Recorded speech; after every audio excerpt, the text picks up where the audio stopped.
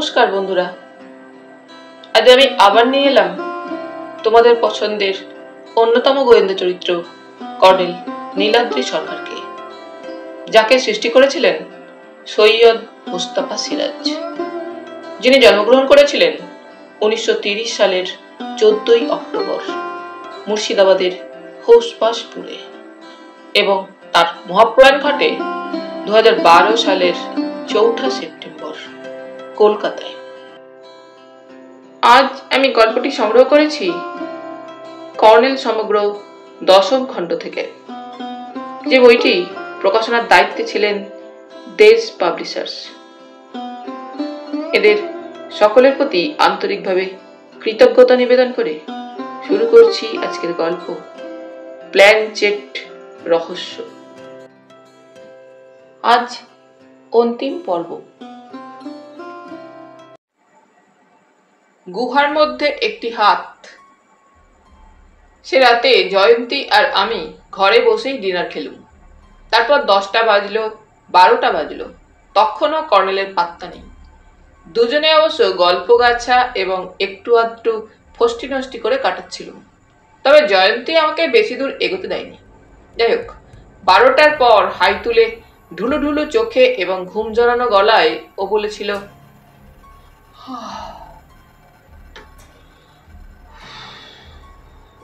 আমি কর্নেলের বিছানায় শুয়ে পড়ছি। খবরদার বিরক্ত করবে না কিন্তু। চেঁচামেচি করে হোটেল মাথায় করবো বলে দিচ্ছি। বেশ, করবো না, কিন্তু কর্নেল ফিরলে কি তোমার ঘরে গিয়ে শুতে বলবো?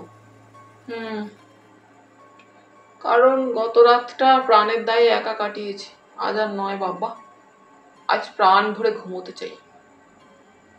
বলেই সে শুলো তো সঙ্গে সঙ্গে মরা হয়ে পড়লো। আমারও ঘুম পাচ্ছিল, শুয়ে পড়েছিল। তারপর যখন কর্নেল ফিরেছেন, ঘড়ি দেখিনি, প্রায় ঘুমের ঘরে দরজা খুলে এবং তক্ষুনি টলতে টলতে ফের বিছানায় গড়িয়ে পড়েছি। কর্নেল, আমার অনুমান, জয়ন্তীর ব্যাগ হাতড়ে ওর ঘরে চাবি নিয়ে বেরিয়ে গেছেন এবং বাইরে থেকে আমাদের ঘরটা লক করে দিয়েছেন। সকালে জয়ন্তী আমাকে ওঠালো তখন 7টা। জীবনে এত সকালে ওঠার অভ্যেস নেই। ওকে তেড়ে ধমক দিলুম, কিন্তু ও আমাকে কাতুকুতু দিতে থাকলো। সেই সঙ্গে কানের কাছে মুখ নিয়ে বলল, ইস, কি চান্স না গেছে তোমার। ক্ষিপ্ত মেজাজের দরুন কথাটা অসভ্যতা বলেই ধরে নিলুম এবং নিজের চরিত্রের বলিষ্ঠতা সম্পর্কে ওকে একটা কড়া বক্তৃতা শোনাতেই হুড়মুড় করে উঠে বসলুম। বললুম, দেখো জয়া, তুমি আমাকে চিনতে ভুল করেছ। আমার মেয়ে বন্ধুর সংখ্যা ছাত্র জীবন থেকে এ অবধি খুব কম নয়। কতবার একসঙ্গে বাইরে কাটিয়ে এসেছি দল বেঁধে। লিমিট রেখে কিভাবে অন্তরঙ্গতা বজায় রাখা উচিত সে সেন্স আমার আছে। জয়ন্তী আমার মুখে হাত চেপে বলল, চুপ, ব্যক্তি বলেছি। ওই শোনো, দরজায় নক করছে। কিন্তু হায়, ওই অমৃত আপাতত বলাতে নেই, কারণ দেখে এসেছি দরজা বাইরে থেকে লক করা। কিন্তু কি আশ্চর্য, দরজা খুলে গেল এবং বেডটির ট্রে নিয়ে হাসি মুখে ছোকরা বেয়ারাটি ঢুকে বলল, সেলাম সাব, সেলাম ম্যাম সাব। জয়ন্তী ভুরু কুঁচকে বলল, দরজা লক করা ছিল না? জি না ম্যাম সাব। সে কি, এই একটু আগে আমি দেখলাম দরজা লকড। আমি বললাম, করিডোরে কাকেও দেখলে এইমাত্র? জি হ্যাঁ, কর্নেল সাহেব নেমে গেলেন। আমরা পরস্পর তাকাতাকি করে একটু হাসলুম।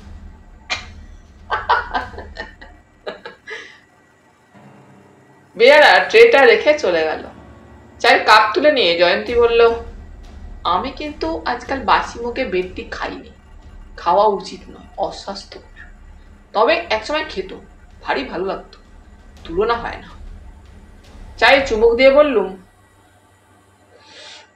হ্যাঁ, তুলনা হয় নাই বটে, তাই স্বাস্থ্য মানি না। আমি তো এভারেস্টের চূড়োয় উঠবার অ্যাম্বিশন নিয়ে জন্মাইনি। জয়ন্তী চোখে ও ঠোঁটে ঝিলিক তুলে বলল,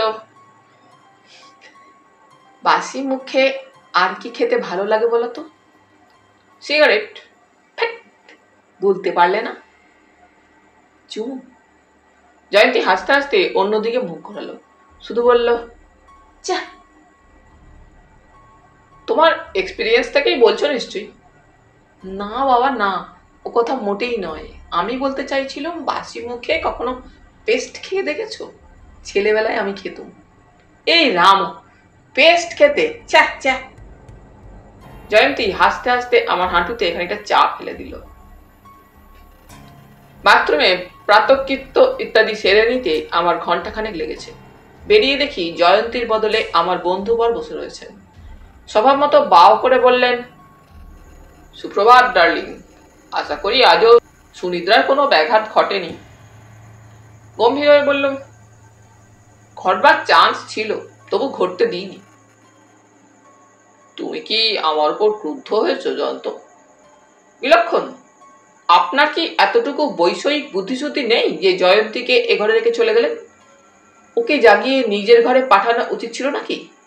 এবং তার উপর দরজা লক করে গেলেন। ভিতরে যে একজন শক্ত সমর্থ যুবক আর একজন স্বাস্থ্যবতী যুবতী রয়ে গেল, তারা সদ্য পরিচিত এবং সম্পূর্ণ অনাত্মীয়, তাও খেয়াল করলেন না। কর্নেল অপ্রতিভ মুখে বললেন, তুমি ঠিকই বলেছ জয়ন্ত, ঘাট মানছি। এখন এসো, ঝটপট ব্রেকফাস্ট সেরে নি। অর্ডার দেওয়া হয়ে গেছে, জয়ন্তীরও আসছে। তারপর তোমাদের সামনে একটা চমৎকার দলিল পেশ করব। আজ সারাদিন তোমাদের নিয়ে কাটাতে কোনো অসুবিধা নেই। চুল আঁচড়াতে আঁচড়াতে বললুম, দলিল মানে সেই খামটা তো? খামটা পরে, এই দলিল আমার তৈরি। জয়ন্তী এসে গেল। হালকা নীল শাড়ি, হাত কাটা ব্লাউজের দুধারে ঝুলছে দুটি সরল আর নগ্ন বাহু।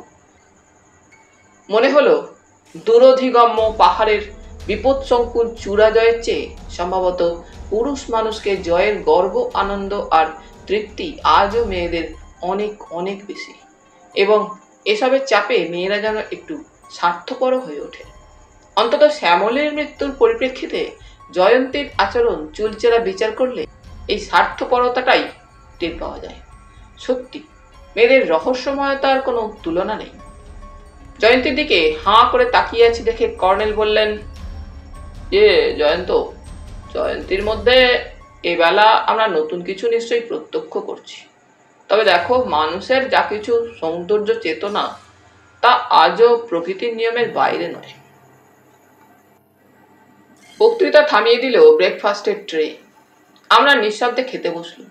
খাওয়ার পর কর্নেল বললেন, ততক্ষণ তোমরা এই কাগজগুলো পড়ে ফেলো, আমি একবার লাউঞ্জে যাই। ডক্টর পট্টনায়ক এসে পড়বেন, ওকে নিয়েই ফিরবো। পকেট থেকে কয়েক সিট ভাঁজ করা কাগজ হাতে গুঁজে দিয়ে কর্নেল বেরিয়ে গেলেন। আমি আর জয়ন্তী পাশাপাশি বসে তা পড়া শুরু করলাম। হাতে লেখা কর্নেলেরই। শ্রীমতী সরোজিনী মালহোত্রা, 7ই জুন অর্থাৎ শ্যামলীর মৃত্যুর দিন সকাল 8টায় গ্রিন ভিউ হোটেলে মোহন পারেখের সঙ্গে দেখা করেন। 1 ঘন্টা ছিলেন পারেখের ঘরে। হিস্টেরিয়ার রুগী। সরজু, লক্ষ্মণ আর বদ্রির বর্ণনা অনুসারে 2 বছর আগের জুনে স্বামীর জিপ দুর্ঘটনায় মৃত্যুর পর থেকে এই রোগ হয়েছে। ডক্টর পট্টনায়কের মতেও রোগটা অভিনয় নয়, ভদ্রমহিলার নার্ভের অবস্থা চরমের দিকে এগোচ্ছে। এখন থেকে চিকিৎসা করা দরকার, নয়তো ভবিষ্যতে উন্মাদ রোগের সম্ভাবনা আছে। মাঝে মাঝে অদ্ভুত কাণ্ড করেন। 8ই জুন সকালে তার কিছু নমুনা আমরা পেয়েছি। ফিটের সময় বিড়বিড় করে একটা নাম উচ্চারণ করেন, মহাবীর সিং। জ্ঞান হবার পর প্রশ্ন করলে বলেন, ও নামে কাকেও চিনি না। সরজু, লক্ষ্মণ, বদ্রিও চেনে না। প্ল্যানচেটের আসর গত বছর প্রথম এক রাত্রে বসিয়েছিলেন। অধ্যাপক দ্বিবেদী, জয়সওয়াল বা মোহন পারেখ কেউ ছিলেন না সেই আসরে। যারা ছিলেন তারা এবার বানেশ্বরে আসেননি। তবে সে আসর ব্যর্থ হয়েছিল, আত্মা আসেনি। মিডিয়ামটি নাকি খুবই ভীতু প্রকৃতির ছিলেন, তাই আসেনি। এ হলো শ্রীমতী মালহোত্রার মত। শ্রী হরিপ্রসাদ মালহোত্রা, সরোজিনীর স্বামী, বড় ব্যবসায়ী ছিলেন, কিন্তু এক অতর্কিত লোকসানের ধাক্কায় ক্রমশ ব্যবসা ভাটার দিকে যায়। আর সামলাতে পারেননি। একদিন নৈনিতাল থেকে দিল্লি যাবার পথে জিপ দুর্ঘটনায় মারা পড়েন। জিপটা খাদে গড়িয়ে পড়ে। সঙ্গে কেউ ছিল না, একা নিজেই ড্রাইভ করছিলেন নাকি। অন্তত তার স্ত্রীর এই বর্ণনা। মন্তব্য: তথ্য খুব সামান্য। রাস্তা এবং বেতার যোগাযোগ চালু হলে বিস্তারিত তথ্য নৈনিতাল পুলিশের কাছে জানা সম্ভবত। শ্রীমতী মালহোত্রাও অনেক কথা সম্ভবত গোপন করছেন।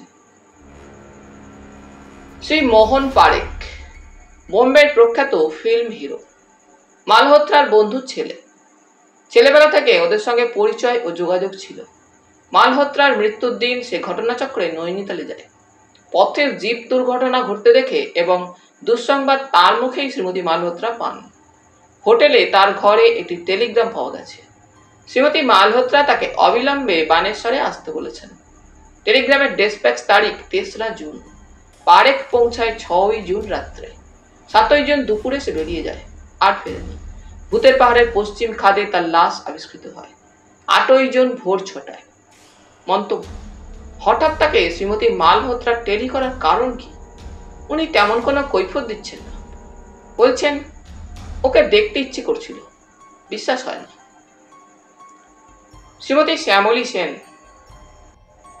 7ই জুন সকালে মোহন পারেখের সঙ্গে লাউঞ্জে আলাপ। শ্যামলী ওর খুব ঘনিষ্ঠ হয়ে পড়ে। জয়ন্তী বিরক্ত হয়েছিল। পারেখের ঘরেও গিয়েছিল শ্যামলী। জয়ন্তী এতে রাগ করে ওপরে চলে আসে। একটু পরেই শ্যামলী ফেরে। অভ্যাস মতো জয়ন্তীর ঘুম এসেছিল। ঘুম জড়ানো চোখে দেখে শ্যামলী বিছানা ঠিকঠাক করছে। ব্যাপারটা সিগনিফিক্যান্ট। তারপর শুয়ে পড়েছে। জয়ন্তীর ঘুম ভাঙে 2:30 নাগাদ। তখন দেখে শ্যামলী বিছানায় নেই। সেভাবে পারেখের ঘরে গেছে। আধ ঘন্টা পরে শ্যামলী আসে, অপ্রকৃতস্থ চেহারা। জয়ন্তীর মনে সন্দেহ হয়, মোহন পারেখ ওকে বাগে পেয়ে নিশ্চয়ই একটা কিছু করেছে। জয়ন্তী প্রশ্ন করলে শ্যামলী জবাব দেয়, একটা বিচ্ছিরি স্বপ্ন দেখে মন খারাপ হয়েছিল, তাই বাইরে লনে পাইচারি করছিল এতক্ষণ। স্বপ্নটার কথা আমরা ওই দিনই ভূতের পাহাড়ে শুনেছি। 3:30 দুজনে বেরোয়। শ্যামলী সারাক্ষণ অন্যমনস্ক ছিল। মন্তব্য: মিডিয়াম হওয়ার সময় পারেখের আত্মা ওর মুখ দিয়ে যা যা বলেছিল তা অবিকল ওখানে নোট করা হলো। আমি তাকে চিনতুম, এই বাক্যটার তলায় লাল কালির দাগ। প্রশ্ন: কে কাকে চিনতে পেরেছিল? অধ্যাপক অরিন্দম দ্বিবেদী, 3রা জুন এসেছেন। 7ই জুন মোহন পারেখ চলে যাবার পর নাকি মোহন পারেখের ঘরে ঢুকেন। বেয়ারাদের সাক্ষ্য, দুপুরে লাঞ্চের সময় হোটেলে ছিলেন না। বলেছেন 1 মাইল দূরে জলপ্রপাত দেখতে গিয়েছিল। ফেরেন বিকেল 3টে নাগাদ। তারপর পোশাক বদলে বেরিয়ে যান। শ্রীমতী মালহোত্রার কথা মতো 4টে পৌঁছান ওর বাড়ি। লনে চেয়ার পেতে অপেক্ষা করছিলেন ভদ্রমহিলা। 8ই জুন সকালে জয়ন্তীর ঘরে ঢুকেছিলেন। বলছেন শ্যামলীর আত্মীয় স্বজনকে খবর পাঠানোর ব্যাপারে বেচারা বাঙালি মেয়েটিকে সাহায্য করা যায় কিনা জানতে গিয়েছিলেন। দরজা খোলা ছিল। ঢুকে দেখেন কেউ নেই। তখন কিছুক্ষণ অপেক্ষা করে চলে আসেন। অথচ জয়ন্তী বলেছে দরজা লক করা ছিল। 9ই জুন বিকেলে আমি ভূতের পাহাড়ে পশ্চিমের খাদের একটা ছোট চাতালে ওকে আবিষ্কার করি। কি করছিলেন? জবাবে বলছেন বেচারি পারেখ কিভাবে কোথায় পড়ে মারা গিয়েছিল দেখার কৌতূহল ছিল। কিন্তু জয়ন্তী যে খামটা উদ্ধার করেছে তা উনিই লুকিয়ে রেখেছিলেন ভূতের পাহাড়ের পূর্ব দিকের খাঁজে। এ খাম কোথায় পেলেন? খামে আছে একটি ছবির নেগেটিভ প্রিন্ট। খামের প্রশ্নে উনি আকাশ থেকে করলেন। জয়ন্তী ভুল দেখেছে। উনি নুরির ওখানে যাননি। মন্তব্য: স্পষ্টই মিথ্যা বলছেন। কি উদ্দেশ্য? শ্রী রঘুবীর জয়সওয়াল, 6ই জুন এসেছেন। বেশ সিগনিফিক্যান্ট। 7ই জুন বেরিয়ে যান দুপুর 12টায়। ফেরেন একেবারে 4টে নাগাদ। 4:30 যান মালহোত্রা ভবনে। মোহন পারেখের সঙ্গে পরিচয় হয় কোসমিন কালে। বেরিয়েছিলেন সামরিক ছাউনির উদ্দেশ্যে। সেখানে এক মেজর তার নাকি বন্ধু, ওখানেই খাওয়া দাওয়া করেন। এর সত্যতা যাচাই আপাতত রাস্তা চালু না হওয়া অবধি অসম্ভব। শ্রীমতী মালহোত্রার সঙ্গে পরিচয় এখানে আসার পরেই। ভূত প্রেত ও ভগবানে আস্থা নেই। তার মতে হত্যাকারী শ্রীমতী মালহোত্রা ছাড়া আর কেউ নয়। উদ্দেশ্য? রাস্তা চালু হলে ব্যাকগ্রাউন্ড স্টোরি পাব। জয়সওয়ালজির মতে শ্রীমতী মালহোত্রার এই হিস্টেরিয়া নিছক ভান। জাদ্রাইল পুলিশ কর্তার পক্ষে এসব মতামত স্বাভাবিক। আজ পশ্চিমের খাদে গিয়েছিলেন সরেজমিনের তদন্তে। সেখান থেকে শ্রীমতী মালহোত্রাকে আবিষ্কার করেন নিচের খাদে। এর অর্থ হত্যাকারী সেই চিরন্তন মানসিকতা। হত্যাকাণ্ডের জায়গায় আবার যাওয়ার প্রচন্ড কৌতূহল থাকে। না গিয়ে কিছুতেই পারে না। শ্রীমতী মালহোত্রা কিন্তু স্বীকার করেছেন যে সম্পূর্ণ সজ্ঞানে আজ খাদি গিয়েছিলেন। উদ্দেশ্য কৌতূহল এবং শোক। বাচ্চা পারেখের জন্য দুফোঁটা চোখের জল ফেলতে গিয়েছিলেন। এবার 7 নম্বর লোকটির নাম দেখে আমি আকাশ থেকে পড়তে পড়তে চেঁচিয়ে উঠল, আরে এ কি? জয়ন্তীও চমকে উঠেছিল। পরক্ষণে সে ফিক করে হেসে উঠল, বলল, সুপার এক্সেলেন্ট। তারপর ঝুঁকে পড়ল কাগজটার দিকে। শ্রী জয়ন্ত চৌধুরী। ঘটনার সময় অর্থাৎ 7ই জুন রাত্রে প্ল্যানচেটের আসরে ঘর অন্ধকার হওয়ার পর সে চেয়ার ছেড়ে উঠেছিল কি? বলেছে ওঠেনি, অথচ আমার ধারণা সে উঠেছিল এবং শ্যামলীর দিকে এগোচ্ছিল। আমার হাতে এর খসখসে কোটের ছোঁয়া লেগেছিল।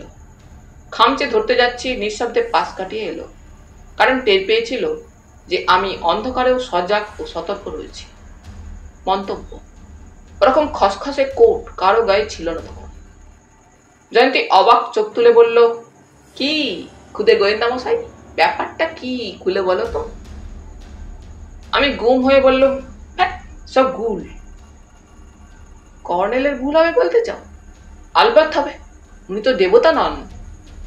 জয়ন্তী একটু চুপ করে আমার দিকে তাকিয়ে থাকার পর বলল, কে জানে, তোমাকে আমার বড্ড রহস্যময় লাগে। লাগা উচিত, প্রেমিক হিসেবে নিজেকে আমি খুব রহস্যময় মনে করি। থাক, আত্মপ্রশংসায় কাজ নেই। তারপর কি লিখেছেন কর্নেল দেখি? আমরা আবার পড়তে থাকি। কিছু বাড়তি সূত্র। 1 নম্বর, প্ল্যানচেটের সময় অন্ধকারে জয়সওয়ালজির চেয়ার অন্তত 1 মিনিট খালি ছিল। আমি হাত বাড়িয়ে এটা টের পেয়েছিল। সত্যিকার ভূত কিনা দেখতে চেষ্টা করছিলেন নাকি? 2 নম্বর, ডাইনিং হলে কফি খাওয়ার সময় অর্থাৎ আসরের আগে অধ্যাপক দ্বিবেদী আর শ্যামলী পাশাপাশি বসেছিল। তখন ওরা চাপা গলায় কিছু আলোচনা করছিল। অধ্যাপকের উচ্চারিত একটা শব্দ কানে এসেছিল আমার, সাবধান। 3 নম্বর, স্টাডিতে শ্যামলীর ঠিক পিছনের বুক সেলফটার তলায় খুবই সূক্ষ্ম কালো একটা চুলের মতো জিনিস পাওয়া গিয়েছে, কতকটা বিষাক্ত পতঙ্গের হুলের মতো দেখতে। ডক্টর পট্টনায়কের পরীক্ষা এখনো শেষ হয়নি, সূক্ষ্ম যন্ত্রপাতির অভাব। 4 নম্বর, শ্যামলীর মাথার পিছন দিকে বলতার হুল ফোটানোর মতো একটা স্পট আছে, ওখানেই প্যাথোজেন প্রথম ঢোকে। 5 নম্বর, ডক্টর পট্টনায়ক বলছেন প্যাথোজেনের সঙ্গে এক ধরনের অজ্ঞাত রাসায়নিক জিনিসও দ্বিতীয়বার পরীক্ষায় পাওয়া গিয়েছে। জিনিসটার উদ্ভূত ক্রিয়াশীলতার প্যাথোজেনের কলোনি ফর্ম করার ক্ষমতা 1000 গুণ বেড়ে যায়। আর পড়া হয় না। কর্নেল এসে পড়লেন। এসেই কাগজগুলো ছোঁ মেরে প্রায় কেড়ে নিলেন। যথেষ্ট হয়েছে, আমরা এবার বেড়াতে বেরোবো, ওঠো তোমরা। নিচে ডক্টর পট্টনায়ক অপেক্ষা করছে। উঠে দাঁড়িয়ে বেজার মুখে বললুম, আমার নামে ওসব কি লিখেছেন শুনি? কর্নেল মুচকি হেসে আমার কাঁধে হাত রেখে বললেন, এখন কোনো কথা নয়, চলো বেরিয়ে পড়া যাক।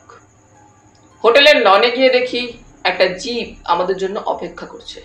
কর্নেল ইশারা করলে আমি আর জয়ন্তী লক্ষ্মী ছেলে মেয়ের মতো পিছনের দিকে ঢুকে বসলুম। কর্নেল আর পট্টনায়ক বসলেন সামনে। ড্রাইভারের পোশাক দেখে বোঝা যাচ্ছিল গাড়িটা পুলিশের।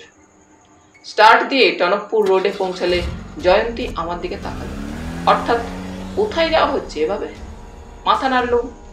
কে জানে, জমের বাড়ি যে নয় তা নিশ্চিত। গত পরশু রাতের ভয়ঙ্কর দুর্যোগে বানেশ্বর যদি বিচ্ছিন্ন হয়ে গিয়ে থাকে, তাহলে তার সব রাস্তারই গড় দূরত্ব নিশ্চয়ই কমে গেছে। টনকপুর রোডের কোথায় ধস ছেড়েছে জানি না, তবে জিপের গতি দেখে মনে হলো খানিকটা দূরেই হবে।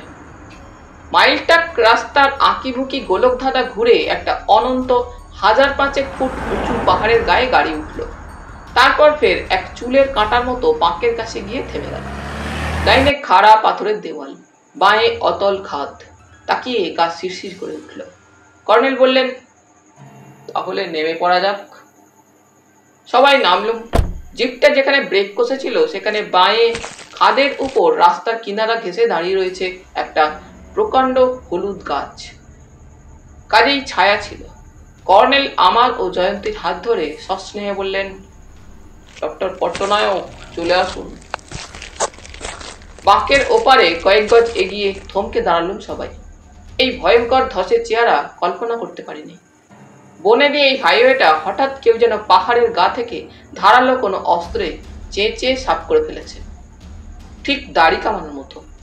ওপারে রাস্তাটা দেখা যাচ্ছে অন্তত 60 মাইল দূরে। নিচে বয়ে চলেছে একটা প্রবল জলস্রোত। উত্তর থেকে এসে ধসের খাদ ঘুরে একটা প্রকাণ্ড শাখাপথ তৈরি করে ফেলেছে সে। অজস্র গাছ উপড়ে পড়ে রয়েছে ইতস্তত। ধ্বংসের এই দৃশ্য বিস্ময় এনেছিল প্রত্যেকের চোখে। একটু পরে ঠাউর হলো, মানুষ তাই বলে ভরকে যাবার মতো প্রাণী নয়।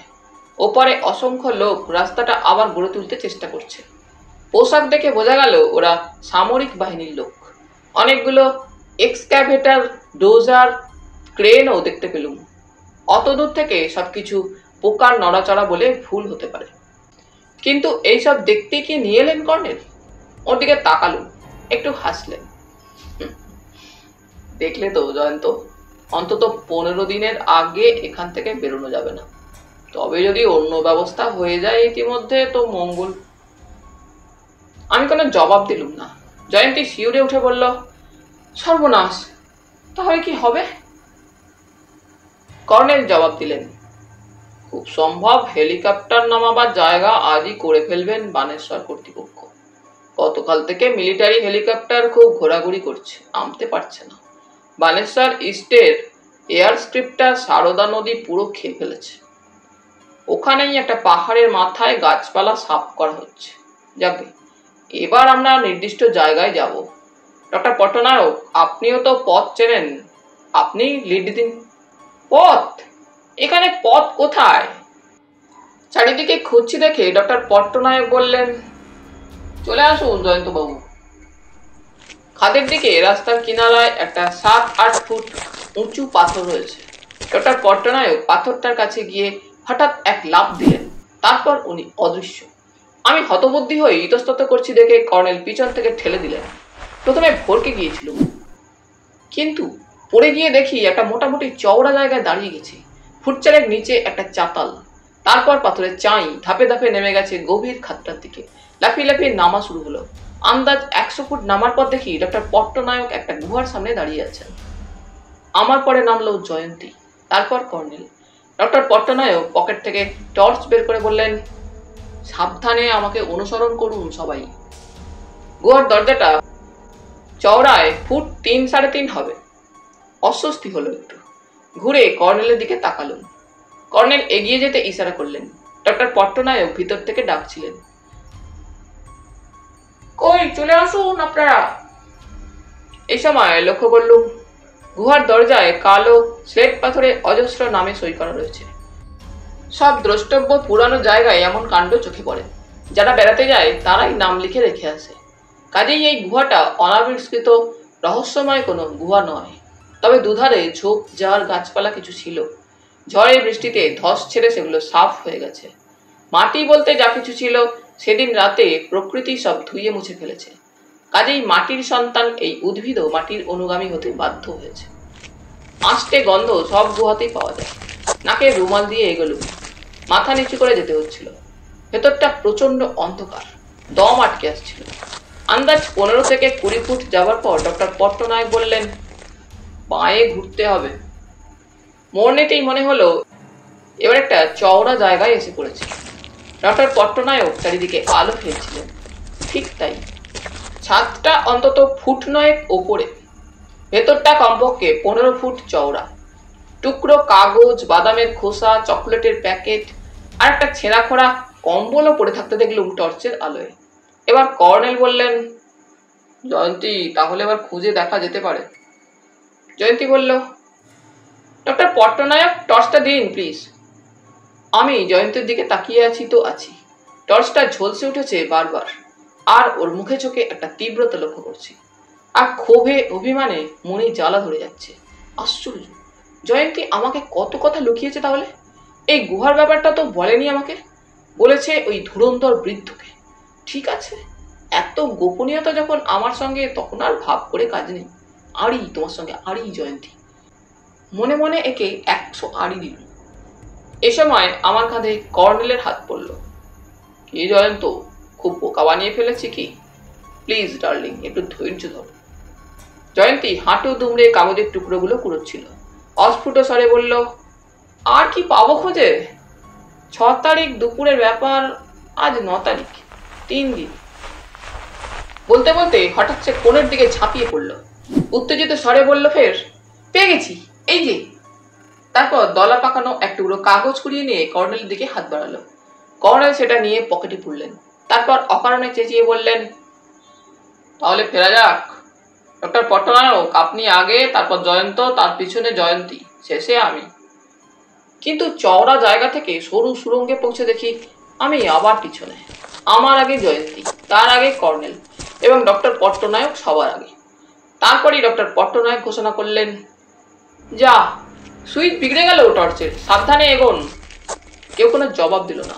জয়ন্তীকে ছুঁয়ে আন্দাজ করে পা বাড়াচ্ছিল। দম আটকে যাচ্ছিল আবার। আগে জানলে কখনো ঢুকতুম না এখানে। তারপর মনে হলো হাত বাড়িয়ে জয়ন্তীকে আর পাচ্ছি না। আসার সময় বাঁদিকে বেঁকে গিয়েছিল সুড়ঙ্গ। এবার তাহলে ডাইনে ঘুরতে হবে। ভাবলাম ওদের ডাকি, কিন্তু পাছে ওরা ভাবেন যে ভয় পেয়ে গেছি। হাতে ঘা লাগলো, তাই সাহস করে ডাইনের দেওয়ালে হাত রেখে এগোলুম। মনে হচ্ছিল আমি কিছুটা পিছিয়ে পড়েছি। ওদের পায়ের শব্দ আবছা শোনা যাচ্ছে। এই সময় ডাইনে মনে হলো পথটা ঘুরেছে। যেই ঘুরতে গেছি অমনি টের পেলুম কি একটা আমার কোটের পকেটে ঢুকছে। আটকে উঠে চেঁচালুম, কর্নেল, কর্নেল! ভেবেছিলুম নির্ঘাত পাহাড়ি গুহায় অজগর ছাড়া আর কিছু নয়। কিন্তু আশ্চর্য, সেই জিনিসটা সঙ্গে সঙ্গে পকেট থেকে বেরিয়ে অন্ধকারে অদৃশ্য হয়ে গেল।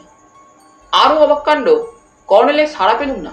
তখন আমার অবস্থা শোচনীয়। হাত পা থরথর করে কাঁপছে, শরীর হিম, গলা শুকনো কাঠ। আবার চেঁচিয়ে উঠলুম, কর্নেল, ডক্টর পট্টনায়ক, জয়ন্তী! এবার সামান্য তফাতেই ডক্টর পট্টনায়কের সাড়া পাওয়া গেল। এই যে, এদিকে জয়ন্তবাবু! তারপর অবাক কাণ্ড, ডক্টর পট্টনায়কের বিগড়ে যাওয়ার টর্চটা জ্বলে উঠল। আলো দেখাচ্ছিলেন উনি। আর পিছন ফিরে তাকালুম না, দৌড়ে সঙ্গে ধরলুম। তখন পট্টনায়ক বললেন, হঠাৎ থেমে গিয়েছিলেন নাকি? কোনো জবাব দিলুম না। বাইরে বেরিয়ে শ্বাস প্রশ্বাস করলো স্বাভাবিকভাবে। মনে মনে নাক কান মলে গুম হয়ে ওঠা শুরু করলুম সবার আগে। পিছনে জয়ন্তী ও কর্নেলের হাসির শব্দ শুনলুম। ওপরে গিয়ে হলুদ গাছের ছায়া দাঁড়িয়ে মাথা ঠান্ডা করেছি। কর্নেলরা এসে গেলেন। জয়ন্তী চাপা হেসে বলল, কি হয়েছিল তোমার? পিছিয়ে পড়েছিলে কেন? জবাব দিলুম না। সিগারেট বের করে ধরালুম। সেই সময় কর্নেল মৃদু হেসে কাছে এলেন। ডার্লিং, আশা করি ভীষণ ভয়ের ব্যাপার কিছু ঘটেনি। আর চুপ করে থাকা গেল না। রেগে মেগে বলে উঠলুম, আজ থেকে এই শেষ। আর কখনো আমাকে কোথাও যেতে ডাকবেন না। কর্নেল নিরীহ মুখে বললেন, আহা, অত রাগ কি তোমার মতো ছেলে শোভা পায় জয়ন্ত? তুমি একটা জিনিয়াস ছেলে। তোমার সাহস আর শক্তির পরিচয় এর আগে তো কম পাইনি। হঠাৎ তুমি মিছিমিছি ভয় পেয়ে যাবে এ তো ভাবতেই পারিনি আমরা। একটা অদ্ভুত ব্যাপার। কর্নেলের উপর রাগ করে থাকা কিছুতেই যায় না। ওই কথাগুলো এমন গুরুত্ব দিয়ে বললেন যে উনি সত্যি আমার জন্য সহমর্মিতা অনুভব করছেন। তাই রাগ খানিকটা কমিয়ে দিয়ে বললাম, থাক, খুব হয়েছে, আমি কচি খোকা নই। কর্নেল চাপা গলায় বললেন, কি হয়েছিল, কি বলো তো? গজগজ করে জবাব দিলুম, অনেক কিছুই। প্রথমত আপনি ঘোষণা করলেন যে সবার পিছনে থাকবেন, অথচ পরে দেখি আমাকে কনুইয়ের গুঁতো মেরে পিছনে ঠেলে দিলেন। দ্বিতীয়ত ডক্টর পট্টনায়কের টর্চ আচমকা বিগড়ানোর ব্যাপারটা অবিশ্বাস্য। আপনাদের একটা ষড়যন্ত্র ছিল এর পিছনে। আমাকে নিয়ে মজা করতে চেয়েছিলেন। বলুন, এটা আমার পক্ষে অপমানজনক কিনা? বলুন, এরপর আপনাদের সঙ্গে ঘোরা আমার উচিত কি? কর্নেল বিব্রত মুখে বললেন, আহ, ছি ছি, ও কথা বলো না জয়ন্ত। ডক্টর পট্টনায়ক একটি তফাতে দাঁড়িয়ে মৃদু মৃদু হাসছিলেন। এবার কাছে এসে বললেন, চেঁচিয়ে উঠেছিলেন কেন জয়ন্তবাবু? বললুম, দেখুন ডক্টর পট্টনায়ক, এই গুহার মধ্যে একটা অজগর টজগর আছে, তাতে কোনো ভুল নেই। অজগর? কর্নেল আমার দিকে তাকালেন। পট্টনায়কও বিস্মিত মুখে তাকিয়ে দিলেন। হ্যাঁ, তাছাড়া আর কি হতে পারে? আমার কোটের পকেটে মুখ ঢুকিয়ে দিয়েছিল সাপটা।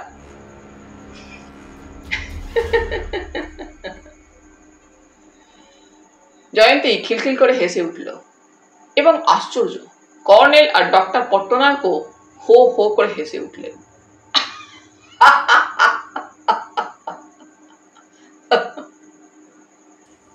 হাসি আর থামতেই চায় না।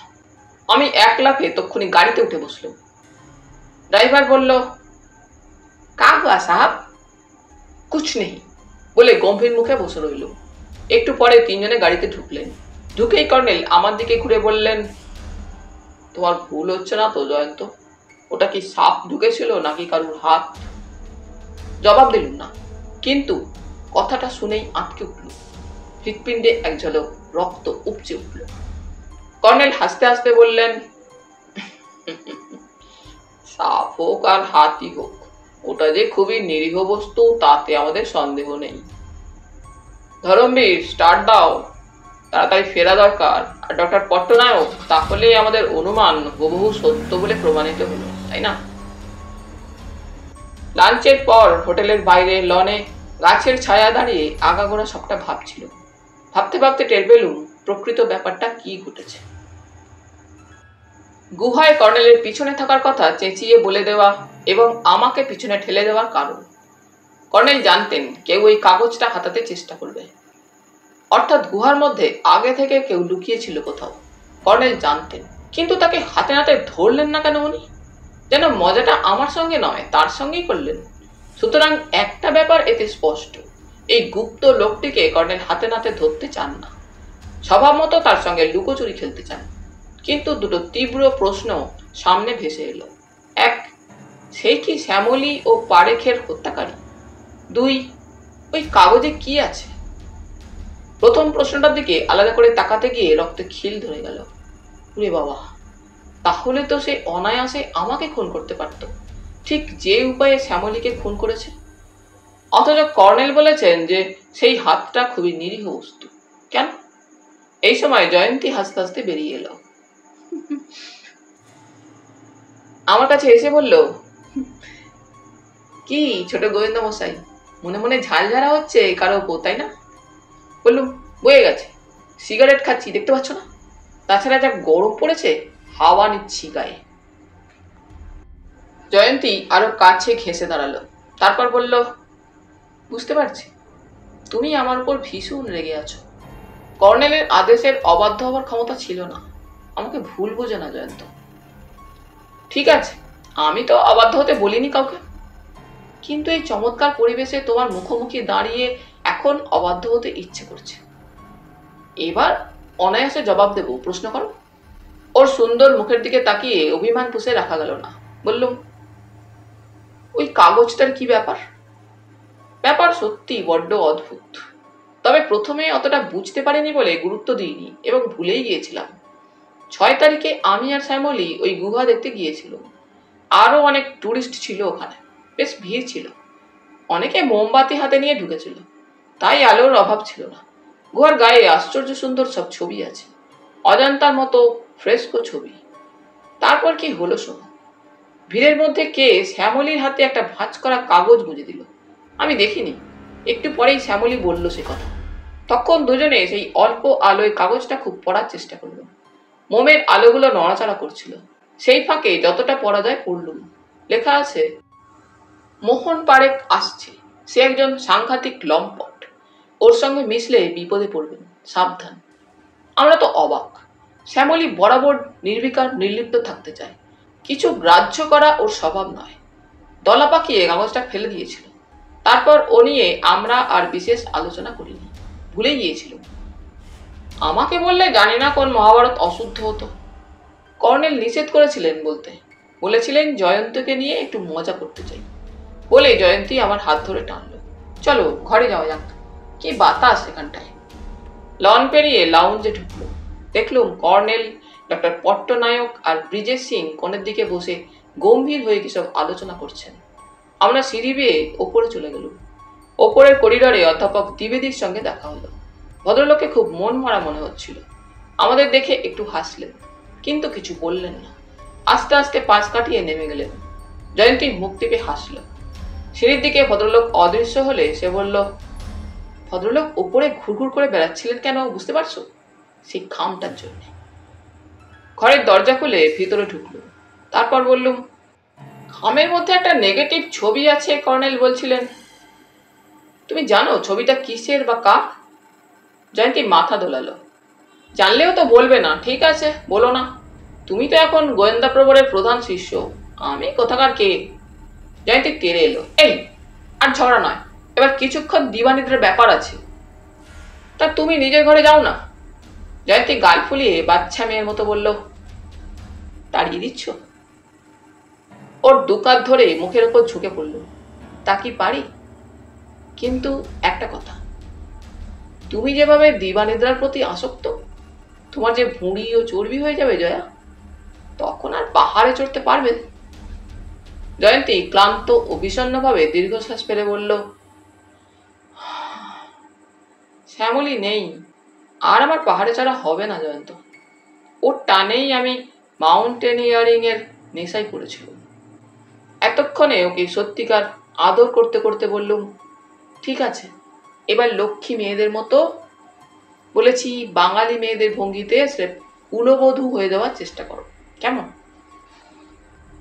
ও মৃদু ধাক্কা দিয়ে একটু সরে বলল, বধূ হই আর যা হই, কিন্তু তুমি বিশেষ আশা করে বসো না, কারণ আশা অনেক সময় শুধু ছলনায় ফুরিয়ে যায়।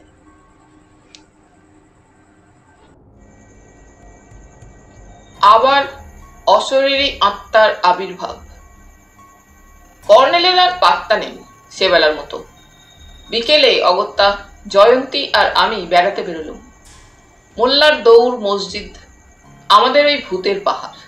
স্বীকার না করে উপায় নেই, অত সুন্দর পাহাড় আর এলাকায় দুটি নেই। তাছাড়া কি এক গভীর রহস্যময় আকর্ষণ আছে যেন ওটার। বারবার যেতে ইচ্ছে করে, ভয় পেলেও ভালো লাগে ওখানে গিয়ে বসে থাকতে। চারদিকের দৃশ্যাবলীর তো তুলনাই নেই।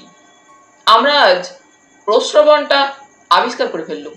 তারপর অনেকটা ঘুর পথে চূড়োর দিকে উঠতে শুরু করলুম। উত্তরের খাড়াই ভেঙে ওঠা সম্ভব ছিল না, কিন্তু অভিজ্ঞা জয়ন্তী কর্নেলের আবিষ্কৃত পথটা খুঁজে বের করল। আমার একটু কষ্ট হচ্ছিল, কিন্তু জয়ন্তী অক্লেশে উঠে যাচ্ছিল আর আমার অসহায় দশা উপভোগ করছিল। একখানে খানিকটা ঢালু চাতাল টালি বা করগেট সিটের চালের মতো নেমে গেছে। আমাকে দাঁড় করিয়ে রেখে জয়ন্তী তরতর করে সেখানে চলে গেল। তারপর ঘুরে ফিরে এদিক ওদিক দেখে হাত ইশারায় ডাকলো। খুব সাবধানে গেলুম ওর কাছে। গিয়ে দেখি চাতালটা সবখানে ছোট বড় অনেক গর্ত রয়েছে। গর্তগুলোর ব্যাস কমপক্ষে 1 ফুট থেকে 1.5 ফুট, গভীরতা আন্দাজ 3 থেকে 4 ফুটের কম নয়। মনে হলো কারা যেন সামিয়ানা খাটাবার জন্য প্রকাণ্ড সব খুঁটি পুঁতেছিল, কিংবা ইঞ্জিনিয়াররা এখানে কোনো কারখানা বানানোর জন্য কংক্রিট থাম তৈরি করতে চেয়েছিল। অর্থাৎ একটা বাড়ির আয়রন স্ট্রাকচারের আয়োজন করা হয়েছিল। পরে যেন কোনো কারণে তা বাতিল করা হয়েছে, কিন্তু গর্তগুলো রয়ে গেছে। অবাক হয়ে বললুম, এই গর্তগুলো কিসের হতে পারে? ভারী অদ্ভুত তো। জয়ন্তী বলল, ভূতের পাহাড়ে সবই অদ্ভুত হবে, এতে আশ্চর্য কিছু নেই। বলে সে হাঁটু দুমড়ে একটা গর্তের কিনারায় বসলো। তারপর মাথা নামিয়ে গর্তের ধারে কান পাতল। আমি হাঁ করে তাকিয়ে আছি, জয়ন্তীর বালিকাপনা দেখছি। সে হাত তুলে ডাকলো, এই শোনো শোনো, এখানে কান পাতো। কেন? বলে ওর কথা মতো বসে পড়লুম। তারপর কান পাততেই একটা অদ্ভুত চাপা আওয়াজ পেলুম। টেলিগ্রাফের খুঁটিতে কান পাতলে এক ধরনের শোঁ শোঁ আওয়াজ শোনা যায়, কিন্তু এই গর্তের আওয়াজ একেবারে অন্যরকম, ভুতুরেই বলা যায় বরং। মনে পড়ে গেল গতকাল সন্ধ্যায় ঝড়ের সময় যে বিকট শুনেছিল, অবিকল তারই একটা ক্ষুদে নমুনা। মনে হলো পাহাড়ের ভিতরে গভীর কোনো জায়গায় কোনো প্রাগৈতিহাসিক প্রাণী আটকে পড়ে একটানা গর্জন করছে। জয়ন্তী বলল, তাহলে একটা রহস্যের সমাধান হলো। আওয়াজটা কোত্থেকে আসছিল বোঝা গেল। এখন বাতাস কম, তাই গর্তে কান না পাতলে শোনা যায় না, কিন্তু বাতাস বাড়লে আওয়াজ বাড়ে। আর ঝড়ের সময় কি ঘটে তা তো কাল সন্ধ্যায় শুনেছি আমরা। প্রচন্ড বাতাসের স্রোত গর্তের উপর দিয়ে যাওয়ার সময় ভয়ঙ্কর হুইসিল হয়ে বেজে ওঠে। বললুম, হ্যাঁ তাই বটে, কিন্তু গর্তগুলো কিসের বলতো? জয়ন্তী কিনারার পাথর খামচানোর চেষ্টা করতেই তা সুরকির মতো বুড়ো হয়ে গেল। অমনি হেসে উঠল সে। আরে, এই পাথর আসলে মুচমুচে হয়ে রয়েছে। বেলে পাথর আছে এক ধরনের, সহজেই গুঁড়ো করা যায়। এই চাতালটা সেই জাতের পাথরের, বুঝেছ? সম্ভবত সারা শীতকাল উত্তরের প্রচন্ড বাতাসের ধাক্কায় এইসব গর্তের সৃষ্টি হয়েছে। কিন্তু এলাকার লোকেরা বড্ড বোকা তো, এসে কেউ ব্যাপারটা বোঝবার চেষ্টাই করেনি কখনো। বললুম, সব কিংবদন্তির উদ্ভব প্রাচীন যুগে। সময় এগিয়ে যায় কিন্তু কিংবদন্তি টিকে থাকে। যাকে চলো ওপরে গিয়ে বসি। একটু পরেই সেই রিঙ্গেল ঝোপগুলো পেরিয়ে আমরা চূড়োয় উঠলুম। আজ কিন্তু চারিদিকে তাকিয়ে জনপ্রাণীটি দেখতে পেলুম না। হঠাৎ জয়ন্তী বলল,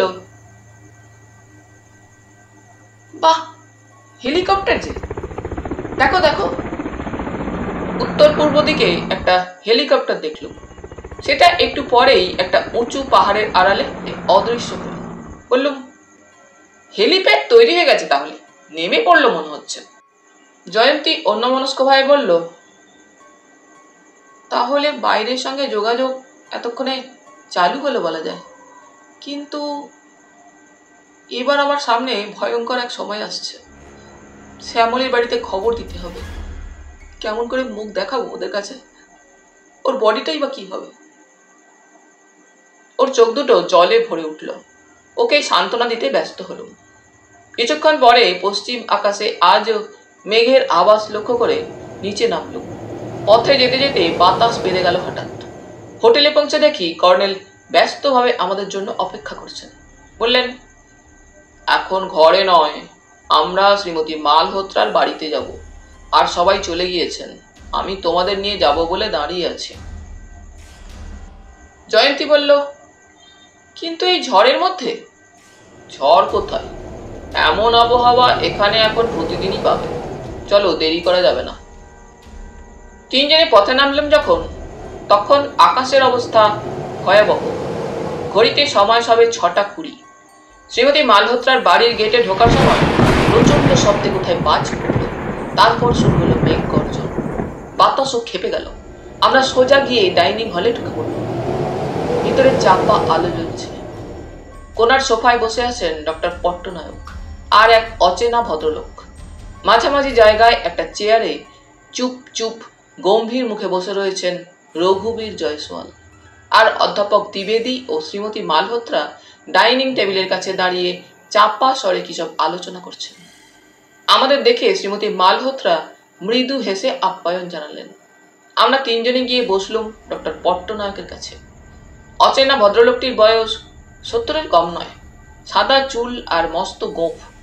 তিনি কর্নেলের দিকে বাও করে বললেন, হ্যালো। কর্নেল বললেন, হ্যালো। কিন্তু আমাদের সঙ্গে পরিচয় করিয়ে দিলেন না ভদ্রলোকের। এই সময় শ্রীমতী মালহোত্রাকে কিচেনের দরজায় ঢুকতে দেখলুম। অধ্যাপক পাইচারি শুরু করলেন। ঘরে অস্বাভাবিক স্তব্ধতা। ব্যাপারটা কি? বাইরে যথারীতি প্রচন্ড ঝড় আর মেঘের তাণ্ডব চলেছে। অস্বস্তিতে মনে মনে অস্থির হচ্ছিল। জয়ন্তীর মুখে একটা উৎকণ্ঠা জড়িয়ে আছে মনে হল।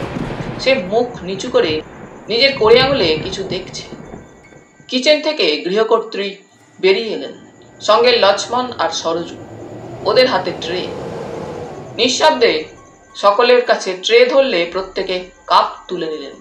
সরজু চমৎকার কফি করে। যতক্ষণ কফি খাওয়া হলো কেউ কোনো কথা বললেন না। এই সময় সদর দরজায় কে ধাক্কা দিচ্ছে মনে হলো। লক্ষ্মণ এগিয়ে যাচ্ছিল।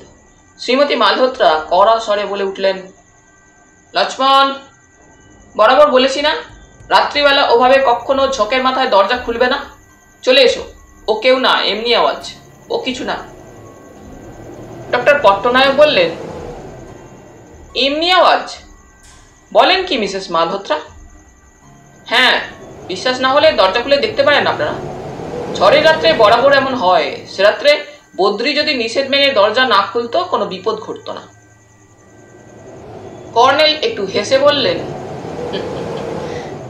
আমার মনে হয় ম্যাডাম আপনারও দরজার কপাটের গঠনে ত্রুটি আছে।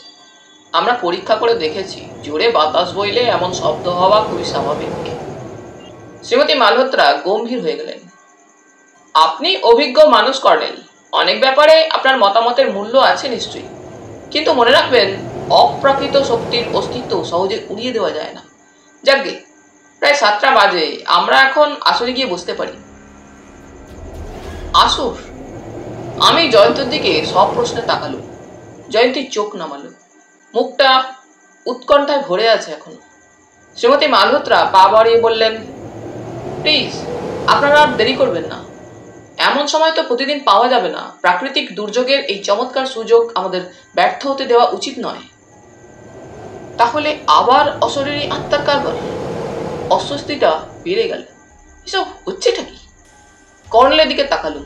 উনি বললেন, চলো জয়ন্ত, ওঠো। ডক্টর পট্টনায়ক, আপনার মাননীয় বন্ধুকে সঙ্গে নিয়ে আসুন তাহলে। স্টাডির চাবি আজ শ্রীমতী মালহোত্রার কাছে। তিনি দরজা খুলে দিলেন এবং একধারে দাঁড়িয়ে কপাটটা আটকে থাকলেন সেদিনকার মতো। আমরা একে একে ঢুকে পড়লাম।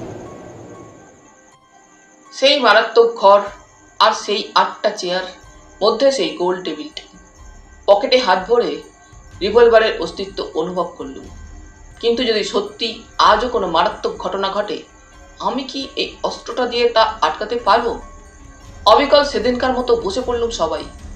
আমার ডাইনে রইল জয়ন্তী, বাঁদিকে কর্নেল, আর শ্যামলী চেয়ারে বসলেন সেই আগন্তুক ভদ্রলোক। ওই বুড়োই কি আজকের আসরের মিডিয়াম? উজ্জ্বল আলোটা নিভিয়ে তক্ষুনি হালকা নীল আলো জ্বাললেন শ্রীমতী মালহোত্রা। তারপর দাঁড়িয়ে দাঁড়িয়ে সেদিনকার মতো বক্তৃতা শুরু করলেন। বন্ধুগণ, আজ আমার দীর্ঘ সারগর্ভ বক্তৃতার প্রয়োজন আশা করি হবে না। আজকের আসরে যিনি মিডিয়াম হতে চান তিনি ডক্টর সীতানাথ পট্টনায়কের বন্ধু, অবসরপ্রাপ্ত মেজর জেনারেল হরগোবিন্দ সিং। উনি আজ বিকেলেই হেলিকপ্টারে সরকারি ত্রাণ দপ্তরের প্রতিনিধি হিসাবে বানেশ্বরে এসে পড়েছেন। আমার মতোই ওর প্রেত চর্চার আগ্রহ খুব প্রবল। তা আমি ডক্টর পট্টনায়কের কাছেই শুনেছি। শোনামাত্র আমার মাথায় একটা আইডিয়া এসেছে। আপনারা জানেন, খুব সূক্ষ্ম সংবেদনশীল মন ও অনুভূতির প্রখরতা যাদের আছে, একমাত্র তারাই মিডিয়াম হবার উপযুক্ত। স্থূল মন, অনুভূতির বালাই নেই, সূক্ষ্ম গভীর ভাবনা ভাবতে অপটু, এমন কোনো মানুষের পক্ষে সূক্ষ্মাতি সূক্ষ্ম বস্তু প্রবাহে ভাসমান এই বিমূর্ত চিন্তা তরঙ্গ ও চেতনা, যা বস্তুর নিয়ম মেনে চলে না, তা ধরা সম্ভবই নয়। আনন্দ ও আশার কথা, আমাদের নবাগত বন্ধু মিস্টার সিং একজন শৌখিন মিডিয়াম হিসাবে অনেকখানি অভিজ্ঞতা রাখেন। জানি না এই আকস্মিক যোগাযোগের পিছনে আমাদের বিপরীত জগতের সেই অশরীরী বাসিন্দাদের কতখানি হাত আছে। তবে ডক্টর পট্টনায়কের কাছে ওর পরিচয় পেয়েই আমি সঙ্গে সঙ্গে এই আসরের প্রস্তাব দিয়েছিলাম। এখন কথা হচ্ছে, আজ এই আসরের মুখ্য উদ্যোক্তা হিসাবে আমি প্রস্তাব করছি, হতভাগিনী শ্যামলী সেনের আত্মাকে উনি আজ আহ্বান করুন। অধ্যাপক দ্বিবেদী বলে উঠলেন, কিন্তু উনি তো চিনতেনই না শ্যামলীকে। জয়সওয়ালজি পাকা মুখে হাসলেন শুধু। কর্নেল বললেন, তাও তো বটে। শ্রীমতী মালহোত্রা কি বলতে যাচ্ছিলেন। মেজর জেনারেল ভদ্রলোক একটু কেসে বিনীতভাবে বললেন, শ্যামলী সেন আমার সুপরিচিত। মানালি অভিযানের সময় আমি ওর দলকে ট্রান্সপোর্টের ব্যাপারে সাহায্য করেছিলাম। জয়ন্তী দেবীর আশা করি মনে আছে। জয়ন্তী কিছু বলতে যাচ্ছিল। কর্নেল আমার পায়ের ওপর একটা পা বাড়িয়ে মৃদু ধাক্কা দিলেন। ব্যাপারটা আমি আর জয়ন্তী ছাড়া কেউ টের পেল না। জয়ন্তী অমনি আমতা আমতা করে বলে উঠল, হ্যাঁ হ্যাঁ, আপনি তো, মনে আছে বই কি, খুব মনে আছে। কিন্তু জয়ন্তীর চোখের বিস্ময়টুকু আমার চোখ এড়িয়ে গেল না। শ্রীমতী মালহোত্রা বললেন, তাহলে এবার আলো নেভাই। অনুগ্রহ করে কেউ যেন কোনো শব্দ করবেন না। রেডি, 1, 2, 3। আলো নিভে যাবার মুহূর্তে জয়সওয়ালজিকে অস্ফুট স্বরে বলতে শোনা গেল, ভাগলামি। ঘন অন্ধকার, চুপচাপ বসে আছি তো আছি, কোনো শব্দ নেই ঘরে, কিন্তু বাইরে ঝড় ও মেঘের হাঁকডাক সমানে চলছে। ভয়ে বুক ঠিপঠিপ করছিল। আজও কোনো অঘটন ঘটবে না তো? কর্নেল কেন এসব ঘটতে দিচ্ছেন? আমার অস্বস্তিটা বেড়ে যেতে লাগলো ক্রমশ। কিন্তু না, এখন অন্য কোনো ভাবনা নয়, শ্যামলীর কথা ভাবা উচিত। তার আত্মাকেই আজ আনা হবে, কাজেই স্থির মনে তার কথা ভাবা যাক। ভাবতে গিয়ে সে রাতের সব ঘটনা আগাগোড়া মনে পড়তে লাগলো। হ্যাঁ, আমি এত অবাক হয়েছিলাম যে চেয়ার ছেড়ে উঠে পড়েছিলাম ঝোঁকের বসে। ভূত প্রেতে এক তেল বিশ্বাস আমার নেই, তাই পরীক্ষা করে দেখতে যাচ্ছিল। যদি সত্যি ভূত প্রেত শ্যামলীকে ভর করে থাকে, তাহলে আমার এই গতিবিধি টের পাবে এবং অবশ্যই এর একটা প্রতিক্রিয়া ঘটবে। কিন্তু ধুরন্ধর কর্নেলের জন্য সেটাই বাধা পড়েছিল। আমার কোটে টান পড়া মাত্র ছিটকে নিঃশব্দে চেয়ারে এসে বসেছিল। আজ কিন্তু সে ঝোঁক আর আমার নেই। আচ্ছা, একটা কথা, আমার বাঁদিকে ছিলেন কর্নেল, তার বাঁদিকে ডক্টর পট্টনায়ক। তাহলে ডক্টর পট্টনায়ককে ডিঙিয়ে কিভাবে কর্নেল টের পেলেন যে জয়সওয়ালজির চেয়ার খালি? হ্যাঁ, কর্নেল চেয়ার ছেড়ে উঠেছিলেন। তাহলে কেন উঠেছিলেন? আমি যে জন্য কৌতূহলী হয়েছিল, উনিও কি সেই জন্যই? আর একটা কথা, শ্যামলী কি ইচ্ছে করেই এমন বিকৃত দুর্বল স্বরে কথা বলছে? আমার চিন্তাসূত্রকে মুহূর্তে বিচ্ছিন্ন করে দিলে একটা ভাঙা খ্যানখ্যানে স্বর। সেই মুহূর্তে বাজ পড়ল বাইরে কোথাও। ঘরটা জোরে কেঁপে উঠল। টেবিলটাও একবারের জন্য ঘুরে গেল যেন। আমি আছি, আমি আছি, আমি আছি, এই ঘরে আছি, এই বাড়িতে আছি, এই পাহাড়ে আছি, জঙ্গলে আছি, রাস্তায় আছি, আছি, আছি, আছি। ওকে মেজর জেনারেল হরগোবিন্দ সিং এর কণ্ঠস্বর? অসম্ভব। আছি শব্দটা ক্রমাগত শ্বাস প্রশ্বাসের সঙ্গে উচ্চারিত হতে থাকলো। মনে হলো সারা অন্ধকার ঘরে আটকে পড়া কি একটা শক্তি পাখির মতো ডানা ঝাপটাচ্ছে। I exist, I exist. এখানে একটা কথা বলা দরকার। বানেশ্বরে অন্য লোকের সঙ্গে কিংবা শ্রীমতী মালহোত্রার বাড়িতে আমরা সবাই ইংরেজিতে কথা বলেছি বা বলি। মিডিয়ামও তাই ইংরেজিতেই কথা বলবে, এটা স্বাভাবিক। শ্যামলীও বলেছিল। এবার ভেসে উঠল শ্রীমতী মালহোত্রার কণ্ঠস্বর। হু আর ইউ? কে তুমি? অন্তত 3 বার প্রশ্নের পর জবাব শোনা গেল। আমি শ্যামলী, আমি শ্যামলী, আমি শ্যামলী। বোঝা যাচ্ছিল প্রশ্ন না করলে অশরীরী কথা কিছুতেই থামবে না। প্রশ্ন করতে শুনলুম জয়ন্তীকে। শ্যামলী, শ্যামলী, তোকে কে মেরেছে রে? তুই কি জয়ন্তী? তুই কি জয়ন্তী? হ্যাঁ, আমি জয়ন্তী। তোকে কি মোহন পারেখের আত্মা খুন করেছিল সে রাতে? বলবো না, বলবো না, বলবো না। শ্যামলী বল, তাকে আমরা শাস্তি দেব। জয়ন্তীর এই কথার সঙ্গে সঙ্গে শ্রীমতী মালহোত্রা প্রশ্ন করলেন, কে মেরেছিল মোহন পারেখকে? তার সঙ্গে অধ্যাপক দ্বিবেদীর ভীতু গলার প্রশ্ন যোগ হলো। বলুন, বলুন, মোহন পারেখ কাকে চিনতে পেরেছিল? কে সে? শ্রীমতী মালহোত্রা অমনি চাপা গলায় গর্জালেন, চুপ! কেন কোনো প্রশ্ন নয়? আমাকেও প্রশ্ন করতে দিন। ওদিকে এইসব হট্টগোলের মধ্যে কিন্তু সমানে সেই খ্যানখ্যানে স্বরের আওয়াজটা একটানা শোনা যাচ্ছে। বলবো না, বলবো না, বলবো না। শ্রীমতী মালহোত্রা তীক্ষ্ণ স্বরে বললেন, শ্যামলী, মোহন পারেখ কাকে চিনতে পেরেছিল? মহাবীর সিংকে, মহাবীর সিংকে, মহাবীর সিংকে। কিভাবে মোহনের মৃত্যু হলো? মনে ডেকেছিল, ভূতের পাহাড়ে যেতে বলেছিল। কেন? নিষ্পত্তি করতে চেয়েছিল, টাকা দেবে বলেছিল, ফটো চেয়েছিল। বোঝা যাচ্ছে না, খুলে বলো। বলবো না, আর বলবো না। প্লিজ শ্যামলী, পারেখ সাহস করে ফটো নিয়ে যায়নি সঙ্গে, আমার কাছে রাখতে দিয়েছিল। কার ফটো শ্যামলী, কার ফটো? সে কথার জবাব নেই।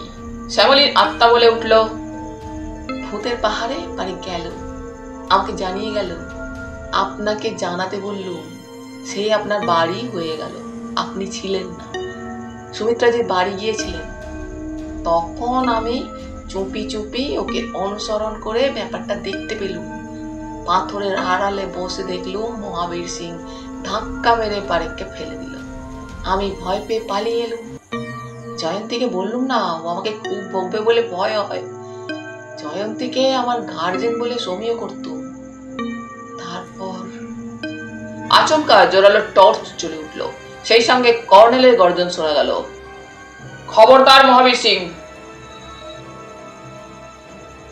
টর্চের আলোয় দেখা গেল মেজর জেনারেল সেই মুহূর্তে উঠে দাঁড়িয়ে এবং তার ডাইনের চেয়ার ছেড়ে উঠে দাঁড়িয়েছেন রঘুবীর জয়সওয়াল। আর মেজর জেনারেল চোখের পলকে তার বুকে ঘুষি মারলেন। জয়সওয়াল যে চেয়ার শুদ্ধ পড়ে গেলেন সশব্দে। অমনি উজ্জ্বল আলো জ্বলে উঠল ঘরে। তারপর ভেবাচাকা খেয়ে দেখি বুক সেলফ আর উঁচু আলমারির পিছন থেকে লাফ দিয়ে বেরিয়ে এলেন মিস্টার খান্না আর ব্রিজেশ সিং। দুজনের হাতেই রিভলভার। খান্না জয়সওয়ালজির জামার কলার ধরে হ্যাঁচকা টানে দাঁড় করালেন। কয়েক সেকেন্ডের মধ্যে এসব ঘটে গেল। এবার দেখলুম কর্নেল আর ডক্টর পট্টনায়ক মেঝে কি খুঁজে বেড়াচ্ছেন ব্যস্তভাবে। জয়ন্তী আর আমি হাঁ করে তাকিয়ে আছি। চেয়ার থেকে ওঠার কথা ভুলেই গেছি। ওদিকে শ্রীমতী মালহোত্রা এগিয়ে গিয়ে দরজা খুলে দিলেন। তখন 4-5 জন পুলিশ এসে ঢুকে পড়ল। তারপর জয়সওয়ালজিকে ধরল। তখন খান্না ওর হাতে একটা হাতকড়া পরিয়ে দিলেন। জয়সওয়ালজি একটা কথাও বললেন না। তাহলে জাদরেল রিটায়ার্ড পুলিশ সুপার রঘুবীর জয়সওয়ালই হত্যাকারী? আমি সন্দিগ্ধ দৃষ্টে জয়ন্তীর দিকে তাকালুম। আর এতক্ষণে জয়ন্তীর যেন সম্বিত ফিরল। সে উঠে দাঁড়িয়ে ফিসফিস করে বলল, চলো জয়ন্ত, আমরা বেরিয়ে ও ঘরে যাই, আমার বুক কাঁপছে। দুজনে বেরিয়ে ডাইনিং হলের কোনায় সোফায় গিয়ে বসে পড়লুম। কি বলবো পরস্পর ভেবে পাচ্ছিলুম না। আমি চুপচাপ সিগারেট টানতে থাকলুম। জয়ন্তী একবার অস্ফুট স্বরে বলল, ভীষণ মাথা ধরেছে। তারপর মাথাটা হেলিয়ে বসে রইল। বাইরে ঝিরঝির করে বৃষ্টি পড়ছে শুনতে পাচ্ছিল। মাঝে মাঝে মেঘ ডেকে উঠছে। একটু পরে স্টাডির দরজা খুলে গেল। প্রথমে ব্রিজেশ সিং ও সেই পুলিশ বাহিনী জয়সওয়ালজিকে নিয়ে বেরোলেন। ডাইনিং হল পেরিয়ে সদর দরজা খুলে ওরা বৃষ্টির মধ্যেই অদৃশ্য হলেন। পরক্ষণে গাড়ির শব্দ শোনা গেল। আসামি নিয়ে ওরা থানায় চলেছে। এবার বেরোলেন হাসি খুশি মুখে অধ্যাপক অরিন্দম দ্বিবেদী। খুব চঞ্চল দেখাচ্ছিল ভদ্রলোককে। হনহন করে এসে আমাদের পাশে বসে পড়লেন। তারপর একটু কেসে বললেন, কথাটা হচ্ছে আমি সব টের পেয়েছিলুম জানেন, কিন্তু প্রাণের ভয়ে বলিনি। বললেই বা কে বিশ্বাস করতে বলুন? ওরে বাবা, রিটায়ার্ড পুলিশ সুপার, অত দাপট আছে নামের, থানা ওকে পাত্তা দিতে ভাবছেন? উল্টে আমাকেই খুনি সাব্যস্ত করে কেস সাজাতো। ভাবস, রক্ষে করো বাবা। জয়ন্তী হঠাৎ উঠল, এই কফি বলে আসি সরোজকে, আর দেখি ট্যাবলেট পাই নাকি। সে কিচেনের দিকে চলে গেলে অধ্যাপক ফিসফিস করে বললেন, জয়ন্তী দেবী কিন্তু আমরা ব্যাপারটা টের পেয়েছিলেন জানেন। তাকালুম ভদ্রলোকের দিকে। তাতে যেন উনি ঘাবড়ে গেলেন। থতমত খেয়ে ফের বললেন, বরাবর মিস্টার চৌধুরী, শিক্ষক হিসাবে আমার একটা কঠোর আদর্শ আছে, সেটা মেনে চলি। দুর্নীতি বা অন্যায় দেখলেই সাধ্যমতো বাধা দেওয়ার চেষ্টা করি। কিন্তু বুঝতেই পারছেন, আমার শারীরিক সামর্থ্য ততটা নেই। তাই অনেক সময় পিছিয়ে আসতে হয়। যেমন ধরুন মোহন পারেকের ব্যাপারটা। বললুম, মোহন পারেককে আপনি চিনতেন নাকি? আলবাত চিনতুম। ও তো মস্তান টাইপ ছোকরা মশাই। দিল্লিতে এসে গত বছর যা সব কাণ্ড করেছিল ভাবতে পারবেন না। আর আজকালকার মেয়েগুলোর কি ব্যাপার দেখুন, ছ্যা ছ্যা ছ্যা। পারেককে দেখলেই ঝাঁপিয়ে পড়ে তক্ষুনি। তা বুঝলেন মিস্টার চৌধুরী, মিসেস মালহোত্রা যখন কথায় কথায় সেদিন আমাকে বললেন, এবারও প্ল্যানচেটের আসর করব এবং মোহন পারেক মিডিয়াম হবে, তাকে আনতে টেরি করেছি। আমার খুব রাগ হলো। খবর নিলাম গ্রিন ভিউয়ে ওর জন্য ঘর বুক করা হয়েছে। জয়ন্তী দেবী আর শ্যামলী দেবীর মতো দুটি ফুলের মতো মেয়েকে পারেক সামনে পেলে কি ঘটবে ভাবতে বুক কেঁপে উঠল। ভাবলুম ওদের সতর্ক করে দেওয়া দরকার। সোজাসুজি সামনাসামনি বললে তো অপমানিত হবার ভয়। তাই লাধিয়া নদীর ধারে একটা গুহার মধ্যে সুযোগ পেয়ে একটা চিরকুট লিখে দিলুম। বাধা দিয়ে বললুম, জানি, আরো জানি, আজ ওই গুহার অন্ধকারে আমার পকেটে হাত ঢুকিয়েছিলেন। চিরকুটটা আবার কি হাঙ্গামায় ফেলে ভেবে ওটা খুঁজতে গিয়েছিলেন। অধ্যাপক হাসলেন। জানেন, তা কাণ্ড দেখুন। একালের মেয়েদের সত্যি বোঝা যায় না মশাই। সেদিন ওটা পেয়ে ওরা মোটেই চমকালেন না, ভয় পেলেন না, বরং উল্টে আমাকে দেখিয়ে দেখিয়ে পারেখের সঙ্গে মেলামেশা শুরু করলেন। আমার আবার এই এক বাতিক, যা বেটার ছেলে কখন নিষ্পাপ মেয়ে দুটো সর্বনাশ করবে কে জানে। খুব তককে তককে রইলুম। দেখলুম পারেখের সঙ্গে শ্যামলী দেবীরই জমে উঠেছে। জয়ন্তী দেবী যেন অভিমানে দূরে দূরে ঘুরছেন। 7 তারিখে বেলা 11টা নাগাদ পারেখের ঘরের দিকে নজর রেখেছি। দেখলুম বেটা বেরিয়ে এসে লাউঞ্জে গিয়ে দাঁড়ালো। তারপর শ্যামলী নেমে এলো। আমি ওদের ঢলাঢলি দেখেই বুঝলুম আজই সর্বনাশটা ঘটবে। তাই অমনি পারেখের ঘরে ঢুকে ওয়ার্ড্রোবের পিছনে লুকিয়ে থাকলুম। যদি সত্যি দেখি বেটা মেয়েটি সর্বনাশ করতে যাচ্ছে, তাহলে আমার একদিন কি ওর একদিন। কান পেতে অপেক্ষা করছি। এমন সময় দুজনে ঢুকলো। তারপর চাপা গলায় কথা বলা শুরু হলো। শুনে পিলে চমকে গেল আমার। এই যে সম্পূর্ণ অন্য একটা ব্যাপার নিয়ে আলোচনা চলছে। পারেখ বলছে মহাবীর সিং নামে একজনের সঙ্গে ও ভূতের পাহাড়ে দেখা করতে যাচ্ছে। খুব গোপনীয় ব্যাপার। আর ওই খামটা ওকে দেয়। খামটা খুব দামি, লুকিয়ে রাখতে হবে। ফোনে পারেখ জেনেছে মিসেস মালহোত্রা এখন বাড়ি নেই, তাহলে তাকেই দিত। শ্যামলী বলল, সকালে তো উনি এসেছিলেন, তখন দিলেন না কেন খামটা? পারেখ বলল, তখন দেওয়ার কোনো প্রশ্ন ওঠেনি। তাছাড়া ওটা বিশেষ করে শ্রীমতী মালহোত্রাকে সে দেবার কথা ভাবতেও পারে না। যাই হোক, শ্যামলীকে তার ভালো লেগেছে। তাকে সে বিশ্বাস করে বলেই রাখতে দিচ্ছে। শ্যামলী খামটা বুকে ভরে ফেললো দেখল। তারপর দুজনে বেরিয়ে গেল। এবার আমার অবস্থা বুঝুন। বেরোবো কিভাবে? দরজা তো লক করে দিয়ে গেল। মনে পড়লো ঠিক 3টে সুইপার আসে ঘর সাফ করতে। সর্বনাশ। তাহলে ওই দিন আপনি 3টে অবধি পারেখের ঘরে বন্দি থাকলেন? হ্যাঁ, কি দুরবস্থা বুঝুন। কর্নেলকে মিথ্যা বলতে হলো যে জলপ্রপাত দেখতে গিয়েছিল। বেরোলেন কিভাবে? পারেখের বিছানায় শুয়ে সময় কাটাচ্ছিল মশাই। বেটার ছেলে মরে গেছে। সেই সময় ওর বিছানার তলায় যা সব ছবি পেয়েছিল, খিদে ভুলিয়ে দিয়েছিল। আহা, বেরোলেন কি করে? দরজা দিয়ে। সুইপার ঢুকলো হোটেলের চাবিতে দরজা খুলে। আমি বেরিয়ে গেলাম। বেটা হাঁ করে তাকিয়ে রইল। ভাবলো পারেখের কুটুম্বু হবেন। যাকগে, খুনি ধরা পড়লো। এখন দেখা যাক বিচারে কি হয়। দেখবেন প্রমাণাভাবে খালাস হয়ে যাবে। আজকাল তো বিচার নয়, প্রহসন। এতক্ষণে colonel Niladri Sarkar, major general Hargobind Singh, doctor Sitanath Pattanayak, Shrimati Sarojini Malhotra আর খান্না সাহেব বেরোলেন। ডক্টর পট্টনায়কের হাতে একটা কাগজের মোড়ক।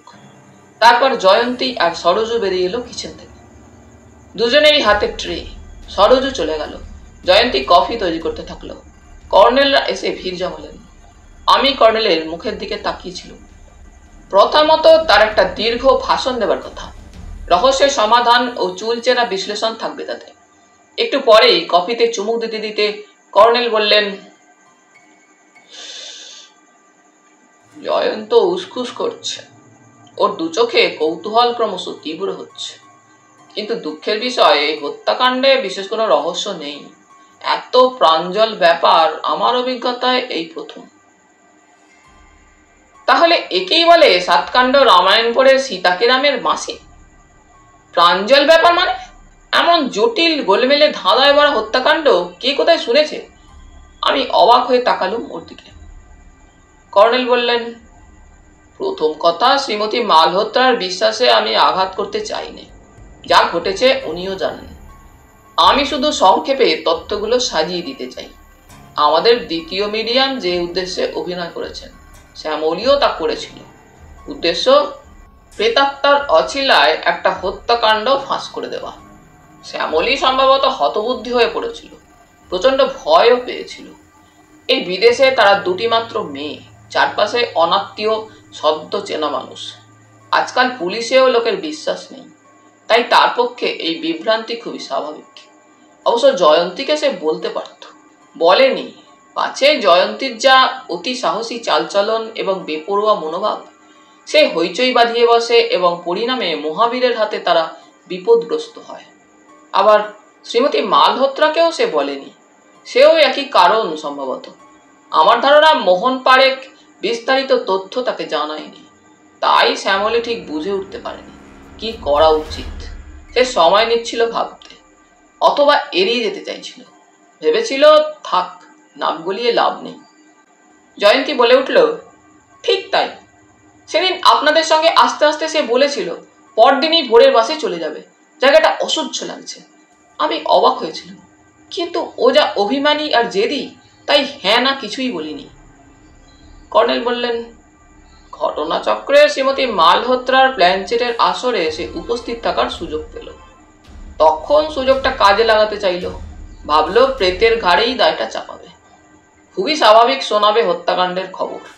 সে যদি নিপুণ অভিনয় করতে পারে, হত্যাকারীও ভয় পেয়ে ভাববে প্রেতেরই কীর্তি।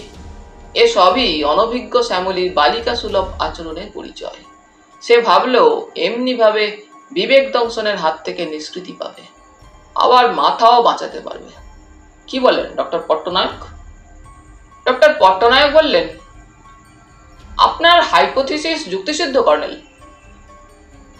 আমার ধারণা হত্যাকারীর নামটা সে হয়তো বলতো না, অতটা সাহস তার ছিল না। সে বারবার বলবো না বলেছিল, মনে পড়ছে। কিন্তু হত্যাকারী তো অন্তর্যামী নয়, সে আর 1 সেকেন্ডের রিস্ক নিতে চাইল না। ভাবলো, বাহ, চমৎকার হলো, প্রেতের ঘাড়েই চলে যাবে হত্যাকাণ্ডটা। কারণ এই অদ্ভুত বিষের কথা আধুনিক চিকিৎসা বিজ্ঞান জানবে কেমন করে?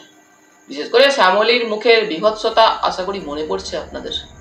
মৃতের মুখের অমন চেহারা আধুনিক চিকিৎসা বিজ্ঞানের কাছে একেবারে অপরিচিত সিমটম। কাজেই ডাক্তাররা হাল ছেড়ে বলবেন মৃত্যুর কারণ দুর্গেয়। তার মানে প্রেতের হত্যাকাণ্ড বলে বিশ্বাস করানো তখন বেশ সহজ হয়ে উঠবে। ডক্টর পট্টনায়ক বললেন, দেখুন না, অজ্ঞাত কিছু ইঞ্জেকশন করা হয়েছে বুঝতে পেরেছিল, অথচ সেই চিহ্ন খুঁজতে স্বভাবত আমরা দেহের অন্যান্য অংশ খুঁজেছি, মাথা খুঁজিনি। যখন কর্নেল বললেন প্যাথোজেনের প্রথম পর্যায়ের কলোনি কোথায় রয়েছে, তখন মাথায় সূক্ষ্ম দাগ চোখে পড়ল, কারণ মাথাতেই সেই কলোনির খোঁজ পেয়ে গিয়েছিল।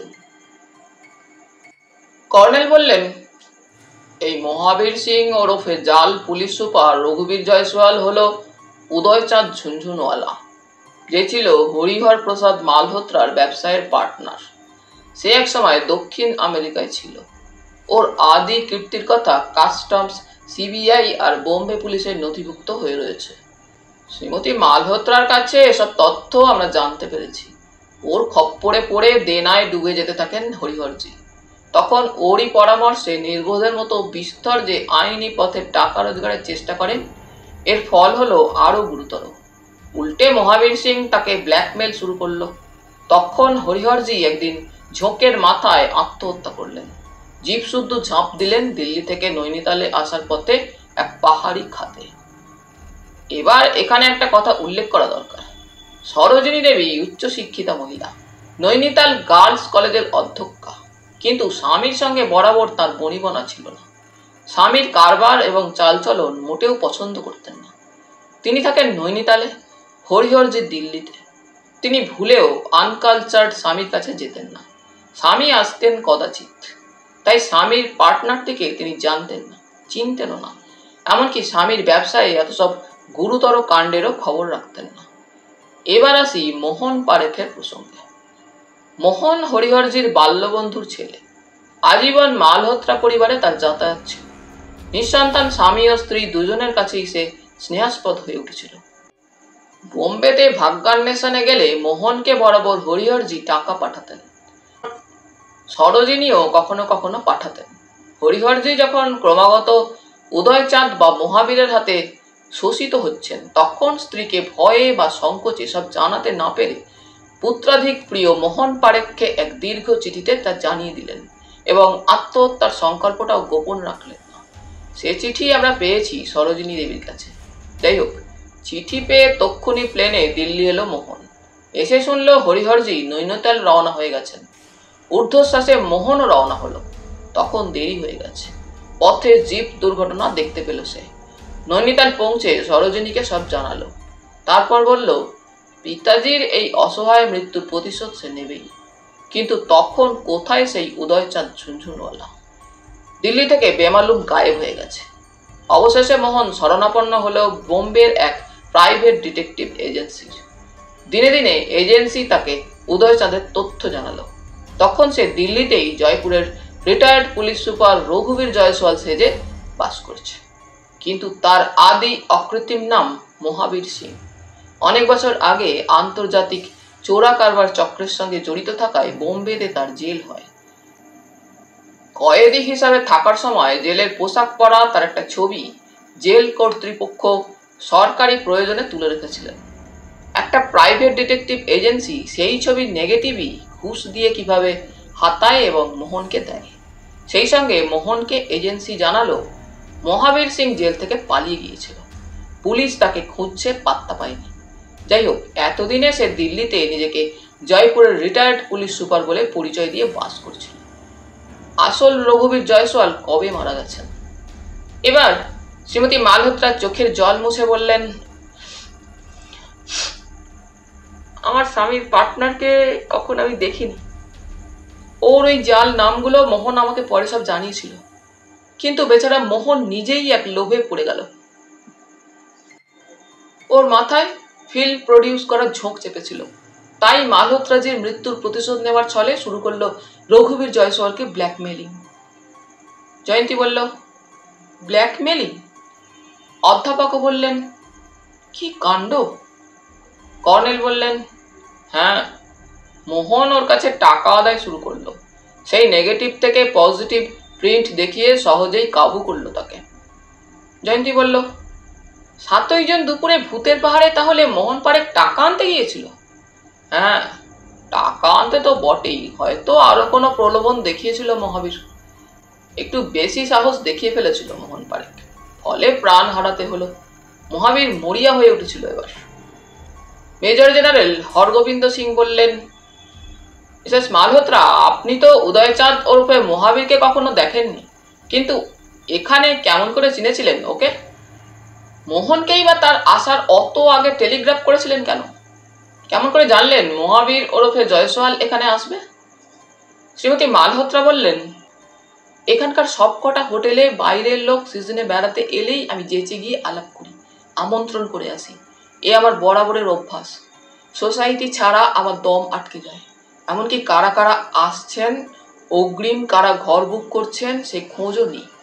গ্রিন ভিউ হোটেলে খোঁজ নিতে গিয়ে দেখি এক retired police super Raghubir Jaiswal অগ্রিম বুক করেছেন দিল্লি থেকে।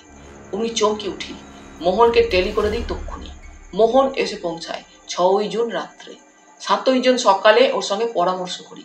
ঠিক হয় যে প্ল্যানচেটের আসর বসাবো এবং মোহনকে মিডিয়াম করে ওর মুখ দিয়ে মহাবীর সিং এর কীর্তি ফাঁস করে দেব।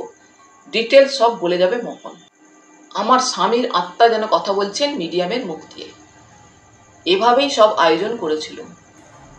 কিন্তু মোহন, বেচারা মোহন বেটা আমার। বলতে বলতে হঠাৎ কেমন অস্বাভাবিক হয়ে গেল শ্রীমতী মালহোত্রার দৃষ্টি। নাসারন্ধ্র কাঁপতে থাকলো। তারপর ধোয়াতে মুখ ঢেকে ফেললেন। তারপরে উঠে দাঁড়ালেন, বিকৃত গলায় চেঁচিয়ে উঠলেন, আমি ওর কলজে উপড়ে খাবো, ওর 14টি কেটে দেবো, ওর নাড়ি ভুঁড়ি টেনে বের করে ফেলবো।